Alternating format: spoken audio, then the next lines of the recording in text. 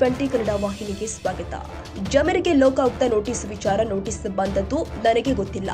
Notice ಕೊಡೋದು routine. ಇಡಿಯವರು ಎಸಿಬಿಗೆ ವರ್ಗಾವಣೆ ಮಾಡಿದ್ದಾರೆ. ಕೇಸ್ ಅಲ್ಲಿಂದ ಲೋಕಾಯುಕ್ತಗೆ ಕೇಸ್ ಬಂದಿದೆ.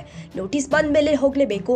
ನಾನು ದೇವೇಗೌಡ ಕುಟುಂಬ ಖರೀದಿ ಮಾಡ್ತೀನಿ ಅಂತ ಹೇಳಿಲ್ಲ. ಕುಮಾರಸ್ವಾಮಿ ಅವರು ಮುಸ್ಲಿಂ ನನಗೆ ಬೇಕಾಗಿಲ್ಲ ಅಂತ ಹೇಳಿದ್ರು. ಈ ಹಿನ್ನೆಲೆ ನಾನು ಹೇಳಿಕೆ ಕೊಟ್ಟಿದ್ದು, ಮುಸ್ಲಿಂ ಓಟ್ ಬೇಡ ಅಂತ ದುಡ್ಡು ಕೊಟ್ಟು ಖರೀದಿ ಮಾಡ್ತಾ ಇದ್ದೀರಿ ಅಲ್ವಾ, ಎಷ್ಟು ಸರಿ ಅಂತ ಕೇಳಿದ್ದೆ. ಮುಸ್ಲಿಂ ಪಂಚರ್ ಹಾಕುವವರು, ವೆಡ್ಡಿಂಗ್ ಮಾಡುವವರು ಅಂತ ಹೇಳಿದ್ದಾರೆ.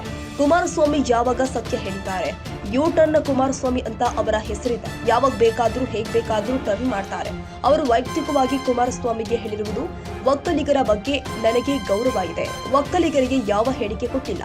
ನಾನು ಜನತಾದಳಕ್ಕೆ ಬರಲು ಕಾರಣ ಆದಿಚುಂಚನಗಿರಿ ಸ್ವಾಮೀಜಿ. ನಾನು ಮಠದ ಹುಡುಗ. ಆದಿಚುಂಚನಗಿರಿ ಮಠದಲ್ಲಿ ಬೆಳೆದಿದ್ದು.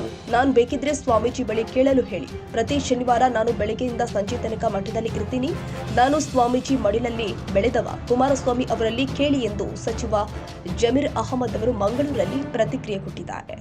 ನೋಟಿಸ್ ಬಂದಿರೋದು ನಿಮ್ಮ ಮಾಧ್ಯಮದವ್ರು ಹೇಳ್ತಾ ಇರೋದು. ನೋಟಿಸ್ ಬಂದಿರೋದು ಗೊತ್ತಿಲ್ಲ. ಲೋಕಾಯುಕ್ತದಲ್ಲಿ ಇದೇ ಕೇಸ್ ನಂದು. ನೋಟಿಸ್ ಬಂದಿರೋದು ನನಗೆ ಗೊತ್ತಿಲ್ಲ. ನೀವು ಹೇಳ್ತಾ ಇದ್ದೀರಾ?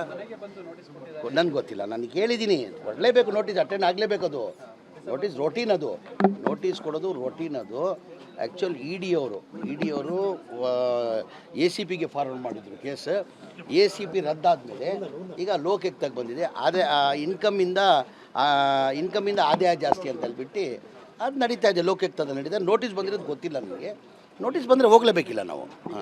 ಚುನಾವಣೆ ಸಂದರ್ಭದಲ್ಲಿ ಆಡಿದ ಮಾತು ಅದೀಗ ನಿಮ್ಮ ಮತ್ತೆ ಕುಮಾರಸ್ವಾಮಿ ಅವರು ಮಾಡಿದ್ದಾರೆ. ನಿನ್ನೆ ಒಂದು ಸ್ಟೇಟ್ಮೆಂಟ್ ಕೊಟ್ಟಿದ್ದಾರೆ ಕುಮಾರಸ್ವಾಮಿ ಅವರು. ನಾನು ಜಮೀರ್ ಮತ್ತು 4 ಜನರ ಒಟ್ಟಿಗೆ ಇದ್ದಿದ್ದು ನನ್ನ ಜೀವನದ ದೊಡ್ಡ ದುರಂತದ ದಿನಗಳವು, ಮತ್ತು ಅದೊಂದು ಕೆಸರಿದ್ದ ಹಾಗೆ ಅಂತ ಹೇಳಿದ್ದಾರೆ. ಮತ್ತು ಪಂಚರ್ ಹಾಕಿ ಮತ್ತು ಇದು ಗುಜರಿ ಅಂಗಡಿ ಇದು ಮಾಡಿಕೊಂಡು ದೇವೇಗೌಡರ ಕುಟುಂಬ ಖರೀದಿ ಮಾಡಿ. ನಾನು ದೇವೇಗೌಡರು ಕುಟುಂಬ ಖರೀದಿ ಮಾಡ್ತೀನಿ ಅಂತ ಹೇಳಿಲ್ಲ. ಕುಮಾರಸ್ವಾಮಿಯವರು ಮುಸಲ್ಮಾನ್ ಓಟ್ ನನಗೆ ಬೇಕಾಗಿಲ್ಲ. ಮುಸಲ್ಮಾನು ನಾನು ಅವ್ರ ತಾವು ಹೋಗಂಗೂ ಇಲ್ಲ. ನಾನು ಅವ್ರ ತಾವು ಓಟ್ ಕೇಳೋಕ್ಕೂ ಇಲ್ಲ. ನಾನು ಮುಸ್ಲಿಂ ಓಟ್ ಬೇಕಾಗಿಲ್ಲ ಅಂತ ಹೇಳಿಕೆ ಕೊಟ್ಟಿದ್ದೆ. ಅದು ವಿಡಿಯೋ ಸಮೇತ ನಾನು ತೋರಿಸಿದ್ದೀನಿ. ನಾನು ಆ ಹಿನ್ನೆಲೆಯಲ್ಲೇ ಚನ್ನಪಟ್ಟಣದಲ್ಲಿ ನಾನು ಹೇಳಿದ್ದೆವು, ನೀವು ಮುಸಲ್ಮಾನ್ ಓಟ್ ಬೇಡ ಅಂತ ಹೇಳ್ಬಿಟ್ಟು ನೀವು ಈಗ ಮುಸಲ್ಮಾನ್ನ ದುಡ್ಡು ಕೊಟ್ಟು ಕೊಡ್ತಾ ಇದ್ದಿಲ್ಲ. ಎಷ್ಟು ಮಟ್ಟಿಗೆ ಸರಿ ಅದು? ಏನು ತಿಳ್ಕೊಂಡಿದ್ದೀರಾ ಮುಸಲ್ಮಾನ್? ನೆನ್ನೆ ಅವ್ರು ಹೇಳಿದ್ದಾರೆ, ಮುಸಲ್ಮಾನ್ ಪಂಚರ್ ಹಾಕೋರು, ವೆಲ್ಡಿಂಗ್ ಮಾಡೋರು ಅಂತ ಇಲ್ಲಿ ಲಘುವಾಗಿ ಮಾತಾಡಿದ್ದಾರೆ ಮುಸಲ್ಮಾನ್ ಸಮಾಜ ಬಗ್ಗೆ. ಅದು ಪಂಚರ್ ಹಾಕೋರು, ವೆಲ್ಡಿಂಗ್ ಮಾಡೋರು ತಾವ ಏನಕ್ಕೆ ಹೋಗ್ರಿ ಮಾತಾ ಕೇಳ್ತೀರಾ ನೀವು? ನನ್ನ ಪ್ರಶ್ನೆ. ನೆನ್ನೆನೂ ಹೇಳಿದ್ದಾರೆ ಅವರು, ವೆಲ್ಡಿಂಗ್ ಮಾಡೋರು, ಪಂಚರ್ ಹಾಕೋರು ಎಲ್ಲ ಆಯ್ತಪ್ಪ. ನಮ್ಮ ಸಮಾಜ ಭಾಳ ಬಡತನ, ಕೂಲಿ ಮಾಡೋರು, ವೆಲ್ಡಿಂಗ್ ಮಾಡೋರು, ಪಂಚರ್ ಮಾಡೋರು ನಾವೆಲ್ಲ. ನೀವು ಹೋಗಿ ಅವನು ಏನಕ್ಕೆ ಓಟ್ ಕೇಳ್ತಾ ಇದ್ದೀರಾ ನೀವು? ನನ್ನ ಪ್ರಶ್ನೆ. ಕುಮಾರಸ್ವಾಮಿಗೆ ಅದೇ ಪ್ರಶ್ನೆ ನಂದು. ಈಗ ಅವರೇ ಓಟ್ ಬೇಡ ಅಂತ ಹೇಳ್ದಾದ್ಮೇಲೆ ನಾವು ಹೆಂಗೆ ಓಟ್ ಕೊಡೋದು ನಾವು? ಆಮೇಲೆ ನೆನ್ನೆನೂ ಹೇಳೋದಾಗತ್ತೇ ಇರಲಿಲ್ಲ ಅವರು ಕುಮಾರಸ್ವಾಮಿ ಅವ್ರನ್ನ. ನೆನ್ನೆನೂ ಹೇಳಿದ್ದಾರೆ ಅವರು, ಮುಸಲ್ಮಾನ್ ಸಮಾಜ ಪಂಚರ್ ಹಾಕೋರು, ವೆಲ್ಡಿಂಗ್ ಮಾಡೋರು. ಹೌದು ಸ್ವಾಮಿ, ನಾವು ಭಾಳ ಬಡತನ. ನಾವು ಪಂಚರ್ ಹಾಕೋರೆ, ವೆಲ್ಡಿಂಗ್ ಮಾಡೋರೆ, ಕೂಲಿ ಮಾಡೋರು. ಮತ್ತು ಏನು ಅಗತ್ಯ ಏನಿದೆ ನಿಮಗೆ?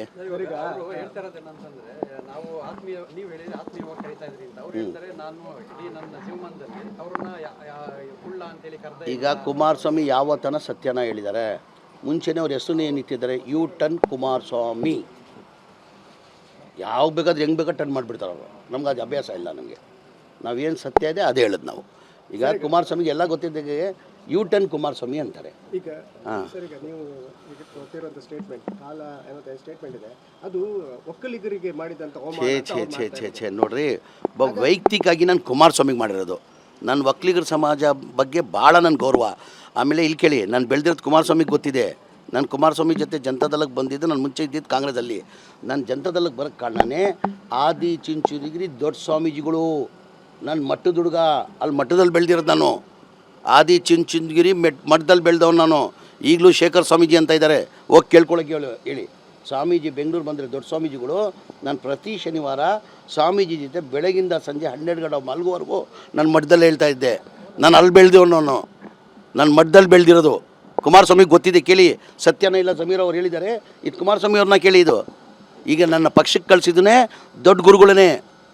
ನಿಮ್ಮ ಕರೆಯ ಹೇಳಿಕೆಗೆ ಈಗ ಡಿಕೆಶಿ ಅವರು ಪ್ರತಿಕ್ರಿಯೆ ಕೊಟ್ಟಿದ್ದಾರೆ. ಆ ರೀತಿಯಾಗಿ ಹೇಳ್ಬಾರ್ದಾಗಿತ್ತು. ನಂದು ನನ್ರಿ, ಅವ್ರು ಯಾರು ಹೇಳ್ತಾರೆ ಬಿಡ್ತಾರೆ. ನಂದು ನಾನು ಹೇಳ್ದೆ. ನನ್ನ ಮುಂಚೆ ಅವ್ರವ್ರ ಅಭಿಪ್ರಾಯ ಹೇಳ್ತಾರೆ. ಅಧ್ಯಕ್ಷ ಹೇಳಿದ್ದಾರೆ. ಏನಂತ ಹೇಳಿದ್ದಾರೆ? ಅಧ್ಯಕ್ಷ ಹೇಳಿದ್ದು ನಾನು ಹೇಳಿಲ್ಲ. ನೀವು ಹೇಳ್ತಾರೆ ಕೇಳಿದೆ. ಈಗ ಇದು ಮಾಧ್ಯಮದವ್ರು ಅಧ್ಯಕ್ಷ ಹೇಳಿರೋದು ನಾನು ಕೇಳಿದ್ದೀನಿ. ಅಧ್ಯಕ್ಷ ಏನಂದರು, ಅವರಿಬ್ಬರು ಸ್ನೇಹಿತರು, ಅವ್ರು ಏನು ಹೇಳ್ತಾರೆ ಗೊತ್ತಿಲ್ಲ, ಆ ಹೇಳಿಕೆ ನೋಡಿದ್ದೀನಿ. ಇದು ಹೇಳಿಕೆ ನಾನು ನೋಡಿಲ್ಲ, ಇವತ್ತು ಕೊಟ್ಟಿರೋ ನನಗೆ ಗೊತ್ತಿಲ್ಲ. ಇವತ್ತು ನೋಡಿ ಹೇಳ್ತೀನಿ, ನಾನು ನೋಡಿ ಯೋಗೇಶ್ವರ್ ಅವರು ಇಲ್ಲ ಯೋಗೇಶ್ ಅವರು ಹೇಳಿದ್ದು ಮಾಧ್ಯಮದಲ್ಲಿ ಏನಂತ ಹೇಳಿದ್ರು, ಯೋಗೇಶ್ ಅವರು ಜಮೀರ್ ಅವ್ರು ಬಂದಿದ್ದು ಅನುಕೂಲ ಆಯಿತು, ಹೇಳಿಕೆಯಿಂದ ಎಲ್ಲವೂ ನಷ್ಟನೂ ಆಗಿರ್ಬೋದು ಅಂತ ಹೇಳಿದ್ದಾರೆ. ಪ್ಲಸ್ ಆಗಿದೆ, ಫಸ್ಟ್ ಪ್ಲಸ್ಸೇ ಅಂತ ಹೇಳಿದ್ದು. ಜಮೀರ್ ಅವ್ರು ಬಂದಾದಮೇಲೆ ನಮ್ಗೆ ಇಲ್ಲಿ ಪ್ಲಸ್ ಆಗಿದೆ, ಸ್ವಲ್ಪ ಇದು ಹೇಳಿಕೆಯಿಂದ ಇದಾಗಿದೆ. ನಾನು ಹೇಳ್ತಾ ಇದ್ದೀನಿ, ಬರ್ದಿಕ್ಕೊಳ್ಳಿ, ಇವತ್ತು ಏನೇನು ಆಗಲ್ಲ. ಚನ್ನಪಟ್ಟಣದಲ್ಲಿ 3 ದಿನ ನಾನು ಪ್ರಚಾರ ಮಾಡಿದ್ದೀನಿ. ಯೋಗೇಶ್ ಅವರು 18ರಿಂದ 20,000 ಅಂತರದಲ್ಲಿ ಯೋಗೇಶ್ ಅವರು ಗೆಲ್ತಾರೆ. ಬರ್ದಿಕ್ಕೊಳ್ಳಿದ್ದು. ಕನ್ನಡಿಗರ ಮೆಚ್ಚಿನ ನಿಮ್ಮ ಟಿವಿ 20 ಕನ್ನಡ ವಾಹಿನಿ ಇದೀಗ ಟಿವಿಯಲ್ಲಿ ಲಭ್ಯ. ಕರ್ನಾಟಕ ಮತ್ತು ದೇಶ ವಿದೇಶದ 360 ಡಿಗ್ರಿ ಸುದ್ದಿ ವಿವರವನ್ನ ಪಡೆಯುವುದಕ್ಕೆ ಟಿವಿ 20 ವಾಹಿನಿಯನ್ನು ಲೈಕ್ ಮಾಡಿ, ವಿಡಿಯೋಗಳನ್ನು ಶೇರ್ ಮಾಡಿ, ಕಮೆಂಟ್ ಮಾಡಿ, ಸಬ್ಸ್ಕ್ರೈಬ್ ಮಾಡಿ. HCN ಕೇಬಲ್ 842 ನಂಬರ್ನಲ್ಲಿ ಹುಕ್ಕೇರಿ ತಾಲೂಕು ಹಾಗೂ ಸಂಕೇಶ್ವರದ ಸುತ್ತಮುತ್ತಲಿನ ಹಳ್ಳಿಗಳಲ್ಲಿ ಲಭ್ಯ. PCN ಕೇಬಲ್ 129 ನಂಬರ್ನಲ್ಲಿ ಹಾರುಗೆರೆ ಸುತ್ತಮುತ್ತಲಿನ ಹಳ್ಳಿಗಳಲ್ಲಿ ಲಭ್ಯ.